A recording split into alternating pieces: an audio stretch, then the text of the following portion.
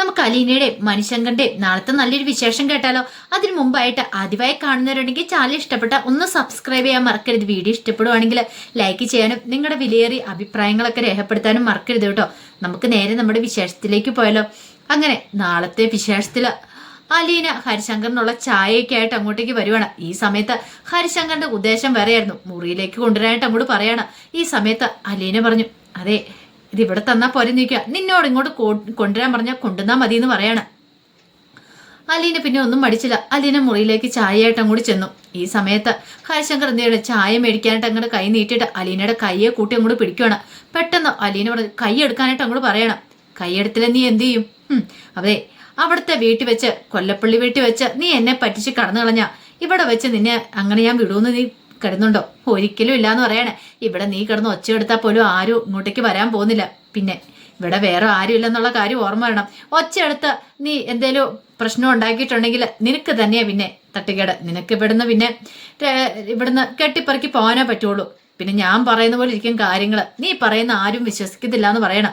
ഇത് കേട്ടപ്പോൾ അലീന പറഞ്ഞു, കൈ എടുക്കാനാ പറഞ്ഞെന്ന് പറയണം. അവൻ കൈ എടുത്തില്ല, ഒറ്റ ഒരെണ്ണം ആ കർണം തീർത്ത് അങ്ങോട്ട് കൊടുക്കണം. കൈ എടുക്കാൻ പറഞ്ഞാൽ കൈ എടുത്താൽ മതി എന്ന് പറയണം. ഇത് ഒരിക്കലും ഹരിശങ്കർ പ്രതീക്ഷ കാര്യമില്ല. പിന്നീട് അലീന ഒട്ടും മടിക്കാതെ അങ്ങോട്ട് നടന്നു പോരുവാണ്. ഹരിശങ്കർ കർണത്ത് കൈവച്ചുകൊണ്ടിരിക്കുകയാണ്. ഇങ്ങനെയൊക്കെ ചെയ്യുന്നു ഒരിക്കലും പ്രതീക്ഷയില്ല. താൻ ഇതിനു മുമ്പ് ഏതൊക്കെ പെൺകുട്ടികളുടെ അടുത്ത് പോയിട്ടുണ്ടോ അവിടെയൊന്നും ഇങ്ങനെ ഒരു പ്രതികരണം ഉണ്ടായിട്ടില്ല. പിന്നീട് അലീന പറഞ്ഞു, ഒരു കാര്യം ഞാൻ പറഞ്ഞേക്കാന്ന് പറഞ്ഞ് തിരിഞ്ഞു നിന്നിട്ട് പറഞ്ഞു, മേലാല ഇത്തരം പ്രവൃത്തികളുമായിട്ട് എൻ്റെ അടുത്തേക്ക് വന്നേക്കരുത്. നീ കണ്ടുള്ള പെൺകുട്ടികളെ വെച്ച് അതുപോലൊരു പെൺകുട്ടിയല്ല ഞാൻ. എന്നെ ആ ഒരു രീതിയിൽ ആ ഗണത്തിൽ പെടുത്തുവാൻ വേണ്ടെന്ന് പറയാണ് എന്നും പറഞ്ഞ അലീന ചായയായിട്ട് അങ്ങ് താഴേക്ക് ഇറങ്ങിയിട്ട് ചായയും കൊടുത്തില്ല. ഹരിശങ്കറിന് ആകെപ്പാടെ ദേഷ്യം അടിച്ചു വെക്കുക. ഇനി ഇവൾ ആരോടെങ്കിലും ചെന്ന് പറയുവോ, അതൊരു ബുദ്ധിമുട്ട്. കാരണം തടി വീഴുകയും ചെയ്തു. ഇനിയിപ്പോൾ എന്താ ചെയ്യണ്ടേ? എത്രയും പെട്ടെന്ന് ഇവിടുന്ന് പോകുക തന്നെ, അല്ലെങ്കിൽ ആരെങ്കിലും വന്ന് തൻ്റെ കർണത്തെ പാട് കണ്ട അത് പ്രശ്നമാവും പിന്നീട്. അപ്പൊ തന്നെ ഹരിശങ്കർ അവിടെ നിന്നും കൂടെ ഇറങ്ങി പോവാണ്. ഈ സമയത്ത് അലീനയ്ക്ക് സങ്കടമാണോ എന്തൊക്കെയോ വല്ലാത്ത ബുദ്ധിമുട്ട് തോന്നുവാണ്. കുഞ്ഞുമോളി ചേച്ചി പറഞ്ഞ കാര്യങ്ങളൊക്കെ ഓർമ്മ വന്നു. പല പല പ്രശ്നങ്ങളും ഉണ്ടാകും. ആ സമയത്തൊക്കെ എന്തൊക്കെ പ്രതിസന്ധി ഉണ്ടായാലും അതൊക്കെ തരണം ചെയ്ത് മുന്നോട്ട് പോകാനായിട്ട് സാധിക്കണം. ഒരിക്കലും ആർക്കും മഴയും കൊടുക്കരുത് എന്നൊക്കെ പറഞ്ഞ് വീട്ടുജോലിക്ക് നിൽക്കുമ്പോൾ അങ്ങനെ പല പ്രശ്നങ്ങളും ഉണ്ടാവുന്ന. ഇപ്പൊ അതിനൊരു ഉദാഹരണമാണ് കണ്ടത്. അവന്റെ ഭാഗത്തുനിന്ന് ഇങ്ങനെയൊന്നും പ്രതീക്ഷിച്ചിട്ടുണ്ടായിരുന്നില്ല. അവൻ നേരത്തെ ഒന്ന് പറഞ്ഞെങ്കിലും തന്റെ കയ്യെ കയറി പിടിക്കാനുള്ള ധൈര്യം ഉണ്ടാവുന്ന അവൻ പ്രതീക്ഷിച്ചില്ല. അലീനയ്ക്ക് സങ്കടം വന്നു. അലീന മാറിപ്പോയെന്ന് കുറച്ചേരം കരഞ്ഞു. അലീനയുടെ മനസ്സിൽ ബ്രിജിത്ത മമ്മിയുടെ മുഖമൊക്കെ വന്നു. ധൈര്യം പകരാനായിട്ട് അലീന മമ്മിയോട് കുറച്ച് സമയം ഇങ്ങനെ സംസാരിക്കണം. അലീനയ്ക്ക് അങ്ങനെ ഒരു സ്വഭാവമുണ്ട്. കാരണം എന്തെങ്കിലും ഒരു വിഷമം വന്നിട്ടുണ്ടെങ്കിൽ അലീന തൻ്റെ ബ്രിജിത്ത മമ്മിയായിട്ട് ചില സംസാരിക്കും. അപ്പം മമ്മി തനിക്ക് ധൈര്യം തരുന്ന പോലെ അലീനയ്ക്ക് തോന്നും. അവിടെയായിരുന്നപ്പോൾ ഇങ്ങനെ ഒരു പേടിയും കാര്യങ്ങളൊന്നും വേണ്ടായിരുന്നു. ഭയങ്കര സന്തോഷമായിരുന്നു. കാരണം ഇങ്ങനൊരു കാര്യമൊന്നും അവിടെ ഒരിക്കൽ പോലും ഉണ്ടായിട്ടില്ല. അതിനുള്ള സാഹചര്യമില്ല. എല്ലാവരും ഭയങ്കര സന്തോഷത്തോടെയാണ്. പക്ഷെ ഇപ്പോൾ ഒരു അന്യ വീട്ടിൽ വന്ന് നിൽക്കുമ്പോഴത്തേനും ആ ഒരു പ്രശ്നങ്ങളും കാര്യങ്ങളൊക്കെ അന്യ വീടെന്ന് പറയാൻ പറ്റില്ല. തൻ്റെ സ്വന്തം വീട് തന്നെയാണ്, തൻ്റെ അമ്മയുടെ വീടാണ്. പക്ഷെ അവർക്ക് ആർക്കും അറിയത്തില്ല താൻ ആരാ എന്താന്നൊക്കെ. ഇപ്പൊ തന്നെ ഹരിശങ്കർ ഇങ്ങനെ കാണിച്ചിട്ടുണ്ടെങ്കിൽ താനൊരു വെറുതെക്കാരിയാണ്, അല്ലെങ്കിൽ വെറുതെ ഒരു വേലക്കാരിയാന്നൊരു ചിന്ത അവന്റെ മനസ്സിലുള്ളതുകൊണ്ടാ. താന് വൈജയന്തി അമ്മയുടെ മോളാന്ന് അറിഞ്ഞിട്ടുണ്ടെങ്കിൽ അവനിങ്ങനെ തൻ്റെ നേർക്ക് കൈയോർത്താനായിട്ട് ഒരിക്കലും സാധിക്കില്ല. അല്ലെങ്കിലും അവൻ അങ്ങനെ ചെയ്യത്തുമില്ല. അവൻ്റെ ഒരു ഭയം കാണും. പക്ഷെ താൻ ആരും ഇല്ലാത്തവളാന്ന് കണ്ടിട്ടല്ലേ അവനിങ്ങനെയൊക്കെ ചെയ്യുന്നതെന്നൊരു ചിന്ത അലീനയുടെ മനസ്സിലേക്ക് വന്നു. പിന്നീട് അലീന മുറിയിലേക്ക് വന്നു കഴിഞ്ഞപ്പോഴത്തേനും സൗദാമിനി മുത്തശ്ശി ചോദിച്ചു, എന്ത് പറ്റും മോളെ, നിന്റെ മുഖം എന്താ വല്ലായിരിക്കണമെന്ന് നിൽക്കും. ഒന്നുമില്ല, ആ ഹരിശങ്കർ പോയെന്ന് ചോദിക്കാം. പോയെന്ന് പറയണം. അവനെ സൂക്ഷിക്കണം കേട്ടോ. അവന്റെ നടപ്പും മറ്റു സ്വഭാവമൊന്നും അത്ര ശരിയല്ല. എനിക്ക് നേരത്തെ അറിയാവുന്ന. അതുകൊണ്ടാ അവൻ അല്ലെങ്കിൽ തന്നെ എൻ്റെ അടുത്ത് വരുന്നവനല്ല. ഇന്നിപ്പോൾ കണ്ടില്ല ഇങ്ങോട്ട് കയറി വന്നേ, അതും ആരും ഇവിടെ ഇല്ലാത്ത സമയം നോക്കി. അങ്ങനെ അവൻ വന്നിട്ടുണ്ടെങ്കിൽ അവന്റെ മനസ്സിൽ പല ഉദ്ദേശങ്ങളും കാണുമെന്ന് പറയണം. അലീന പറഞ്ഞു, മുത്തശ്ശി അതൊന്നും ഓർത്ത് വിഷമിക്കേണ്ട. ആ കാര്യത്തിൽ മുത്തശ്ശിക്ക് ഒരു ടെൻഷൻ വേണ്ടാന്ന് പറയണം. ഇത് കേട്ട് കഴിഞ്ഞപ്പോൾ മുത്തശ്ശി പറഞ്ഞു, എനിക്കറിയാം മോള് നല്ല ബോൾഡായിട്ടുള്ള കുട്ടിയാണ്. കുറച്ച് ദിവസം നമ്മൾ തമ്മിൽ പരിചയമുള്ളെങ്കിലും ദേ ഒരു യുഗത്തോളം ഞാൻ മോളെ മനസ്സിലായി കഴിഞ്ഞിരിക്കുന്നു. മുത്തശ്ശിക്ക് അലീന അത്രയ്ക്ക് കാര്യമാണ്. അലീന എല്ലാം കൊണ്ടും നല്ലൊരു പെൺകുട്ടിയാണെന്നറിയാം. ഏതോ ഒരു നല്ല കുടുംബത്തിൽ പിറക്കേണ്ടിയിരുന്ന കുഞ്ഞാണ്. അങ്ങനെ ഓർഫനേജിൽ ചെന്ന് പെട്ടെന്നാണ് ഇടയ്ക്കിടയ്ക്ക് മുത്തശ്ശി പറഞ്ഞുകൊണ്ടിരിക്കുന്നത്. പിന്നീട് അലീന വീട്ടുജോലികളെല്ലാം ചെയ്യുവാണ്. എല്ലാം ചെയ്ത് തീർത്തു. വൈകുന്നേരം വൈജയന്തിയൊക്കെ വരുമ്പോഴത്തേനും ജോലികളെല്ലാം ചെയ്ത് തീർക്കണം. അല്ലെങ്കിൽ പിന്നെ വരുമ്പോൾ അതിന്റെ വഴക്ക് കേൾക്കുന്ന അലീനയ്ക്ക് നന്നായിട്ടറിയാം. പിന്നീട് അലീന ജോലിയെല്ലാം തീർക്കണം. ഈ സമയത്ത് കൃഷ്ണയും ബബിതയൊക്കെ വന്നു. അവർക്ക് ചായ സ്നാക്സും ഒക്കെ ഉണ്ടാക്കി കൊടുത്തു. അതിനുശേഷമാണ് അലീന കുളിക്കാൻ്റെ അങ്ങോട്ട് പോകുന്നത്. ആ സമയത്താണ് മണിശങ്കർ വരുന്നത്. ബാംഗ്ലൂരിൽ നിന്ന് വരുന്ന വഴിയാണ്. അങ്ങനെ മണിശങ്കർ നേരെ മുത്തശ്ശിയെ കാണാനായിട്ട് അങ്ങോട്ടേക്ക് വരുവാണ്.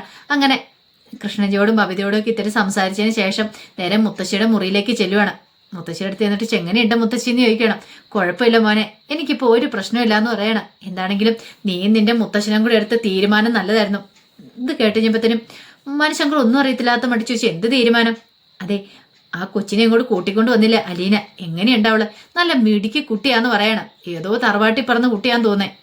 എനിക്കിപ്പോൾ തോന്നുന്നത് എന്താണെന്നറിയോ, ശരിക്കും പറഞ്ഞാൽ അവൾ ഏതെങ്കിലും നല്ലൊരു കുടുംബത്തിൽ പറഞ്ഞ കുട്ടിയായിരുന്നെങ്കിൽ, അല്ലെങ്കിൽ അവൾക്ക് പറയാനും ചോദിക്കാനും പറയാനും അച്ഛനും അമ്മയും ആരെങ്കിലും ഉണ്ടായിരുന്നെങ്കിൽ അവളെ കൊണ്ട് നിന്നെ അങ്ങോട്ട് കല്യാണം കഴിപ്പിച്ചാണെന്ന്. കാരണം നിനക്ക് ഇത്ര നല്ലൊരു പെൺകുട്ടിയെ നിന്റെ ജീവിതത്തിൽ കിട്ടത്തില്ല എന്ന് പറയണേ. അത് കേട്ട് ഞാൻ മനുഷ്യങ്കർ ഞാഹാ കൊള്ളാലോ, അപ്പം മുത്തശ്ശി അത്രയും വരെ എത്തിയ കാര്യങ്ങളല്ലേന്ന് ചോദിക്കാം. അതേടാ മോനെ, എനിക്കെന്തോ അവളെ കണ്ടു കഴിഞ്ഞപ്പോഴും അങ്ങനെയൊക്കെ തോന്നേ. ഇത്ര മിടുക്കിയായിട്ടൊരു കുട്ടി നിന്റെ ജീവിതത്തിലേക്ക് കടന്നു വരാന്ന് പറഞ്ഞാൽ അത് നിന്റെ ഒരു ഭാഗ്യം തന്നെയാന്ന് പറയണേ. അത് കേട്ട് ഞാൻ മനുഷ്യങ്കർ പറഞ്ഞു, അതിനിപ്പം വലിയ വീട്ടിൽ പറക്കണം എന്നൊക്കെ ഉണ്ടോയെന്ന് ചോദിക്കാം. അങ്ങനെയൊന്നുമില്ല, എനിക്ക് ഇവളാണെങ്കിലും ഓക്കെയാ. പക്ഷെ നിന്റെ അമ്മ സമ്മതിക്കുമോ? അതുകൊണ്ട് ഞാൻ അങ്ങോട്ട് പറഞ്ഞു പോയതാ. ഇത്ര നല്ലൊരു പെൺകുട്ടി ഇന്നത്തെ കാലത്ത് കൂട്ടിക്കൊണ്ട് വരിക എന്ന് പറഞ്ഞിട്ടുണ്ടെങ്കിൽ അതൊരിക്കലും സങ്കല്പിക്കാൻ പോലും പറ്റുന്ന കാര്യമില്ലെന്ന് പറയണം. നിനക്കറിയാലോ മനു, കുറച്ച് പണത്തിലോ അല്ലെങ്കിൽ സ്വത്തിലോ ഒന്നും ഒരു കാര്യമില്ല എന്ന് പറയണം. നല്ല മനസ്സുള്ളൊരു പെൺകുട്ടിയെ കിട്ടുക എന്ന് പറഞ്ഞിട്ടുണ്ടെങ്കിൽ അതൊരു ഭാഗ്യം തന്നെ ഏതൊരു പുരുഷൻ്റെ എന്ന് പറയണം. അത് കേട്ടപ്പം മനു പറഞ്ഞു, ആഹാ കൊള്ളാലോ മുത്തശ്ശി, അപ്പം കാര്യങ്ങളൊക്കെ അത്രത്തരം വരെ ചിന്തിച്ചു കൂട്ടിയിട്ടുണ്ടെന്ന് അല്ലെന്ന് ചോദിക്കണം. പിന്നെ അല്ലാതെ എനിക്ക് അവളെ കാണുമ്പോൾ ചില സമയത്ത് നല്ല സങ്കടം വരും. പാവം, ആരും ഏതും ഇല്ലാത്ത, എന്നാലും എല്ലാ കാര്യങ്ങളും നിനക്ക് തന്നെ വന്നപ്പം മനസ്സിലാകുന്നില്ലേ? ഈ മുറി കയറുമ്പോൾ തന്നെ അറിയാൻ പാടില്ലെന്ന് നിൽക്കും. അതെ, കയറുമ്പം തന്നെ അറിയാം. മുത്തശ്ശിയെ കണ്ടാൽ തന്നെ അറിയാലോ. നേരത്തെ വീട്ടിൽ കിടന്ന സമയത്ത് മുത്തശ്ശി മരണത്തോട് മല്ലടിച്ച് കിടക്കുമായിരുന്നല്ലോ. ഇപ്പം ആ മുത്തശ്ശിയാണോ 10 വയസ്സ് കുറഞ്ഞ പോലെ ഉണ്ടെന്ന് പറയണേ. അത് കേട്ടപ്പോൾ മുത്തശ്ശി പറഞ്ഞു, കളിയാക്കൊന്നും വേണ്ടാന്ന് പറയാ. കളിയാക്കിയതല്ല മുത്തശ്ശി, എന്താണെങ്കിലും ഞാൻ പറഞ്ഞ കാര്യം ഉറപ്പായിട്ട കാര്യ. അല്ലെങ്കിൽ ഇതേ ഇവിടുത്തെ അങ്കിളിനോട് ആരുടെയും ചോദിച്ചു വെക്കാൻ പറയണം. അത് കേട്ട് കഴിഞ്ഞപ്പോഴത്തേനും മുത്തശ്ശി പറഞ്ഞു, അത് ശരിയായിട്ടുള്ള കാര്യം നീ പറഞ്ഞേ.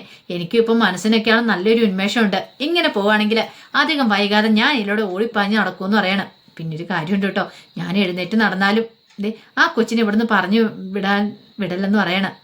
മനുശങ്കർ പറഞ്ഞു, അല്ല ഞാൻ മുത്തശ്ശിന് വാക്ക് കൊടുത്തിരിക്കുന്ന കാര്യം മുത്തശ്ശി, അതോർത്ത് പേടിക്കൊന്നും വേണ്ട എന്നൊക്കെ പറയണം. അങ്ങനെ അവർ സംസാരിച്ചുകൊണ്ടിരിക്കണം. പിന്നീടാണ് അലീന കുളി കഴിഞ്ഞ് അങ്ങോട്ടേക്ക് വരുമ്പോഴത്തേനും മനുശങ്കർ ഇവിടെ ഇരിക്കുന്നുണ്ട്. അലീന ഒരു നിമിഷം ഒന്ന് ഞെട്ടിപ്പോയി. പെട്ടെന്ന് അലീനയ്ക്ക് ആകെപ്പാടൊരു ചമ്മലും ബുദ്ധിമുട്ടും ഒക്കെ തോന്നി. ആ സമയത്ത് മനുശങ്കർ അലീനെ തന്നെ നോക്കണം. കാരണം അലീന ഒരു പാട്ടൊക്കെ പാടിയിട്ട് അങ്ങോട്ടേക്ക് വരുന്നേ. സൗദാമിനി മുത്തശ്ശി അലീനയെ നോക്കി, എന്താടി നീ ഇങ്ങനെ കണ്ണും പിടിഞ്ഞ് നോക്കണമെന്ന് നോക്കിയേ? ഒന്നുമില്ല. അതെ, മനുവിനെ നീ പേടിക്കേണ്ട കാര്യമൊന്നും ഇല്ലാന്ന് പറയണം. അത് കേട്ടപ്പോൾ അലീന പറഞ്ഞു, പേടിയോ? ഞാനെന്തിനാ പേടിക്കണേ? എനിക്ക് പേടിയൊന്നും ഇല്ലല്ലോ എന്ന് പറയണം. അങ്ങനെയാണെ കുഴപ്പമില്ലാന്ന് പറയണം. പിന്നീട് അലീന ചോദിച്ചു, എപ്പോഴാ വന്നേ നീ ചോദിക്കണം. ഞാൻ കുറച്ച് സമയമായുള്ളൂ വന്നിട്ട്. അല്ല ബാംഗ്ലൂരിൽ നേരെ ഇങ്ങോട്ടേക്കാ വന്നേ, വീട്ടിലേക്ക് പോലും പോയില്ല എന്ന് പറയണം. മുത്തശ്ശി ഇവിടെയല്ലേ, മുത്തശ്ശിനെ ഒന്ന് കണ്ടിട്ട് പോകാന്നൊക്കെ കരുതി എന്നൊക്കെ പറയണം. ജോലിയൊക്കെ എങ്ങനെ പോകുന്നു? കുഴപ്പമില്ല എന്നൊക്കെ പറയണം. എന്നപ്പോൾ ഞാൻ മനുവേട്ടിന് ചായ എടുത്തിട്ട് വരാമെന്ന് പറഞ്ഞുകൊണ്ട് അലീന എന്ത് ചെയ്യണം, നേരെ ചായ എടുക്കാനായിട്ട് അങ്ങോട്ട് പോവാണ്.